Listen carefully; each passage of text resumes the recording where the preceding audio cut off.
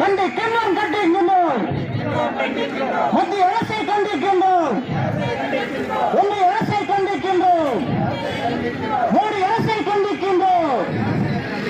மின்சார கட்டணத்தை ஆண்டுதோறும் உயர்த்துகின்ற மின்சார கட்டணத்தை ஆண்டுதோறும் உயர்த்துகின்ற ஏழைகளின் வயிற்றிலே அடித்து அடித்து அடித்து அடித்து கொடுமைப்படுத்தும் மத்திய அரசு கண்டிக்கின்றோம் கண்டிக்கின்றோம். மார்க்சிஸ்ட் கட்சி கண்டிக்கின்றோம். தமிழக அரசு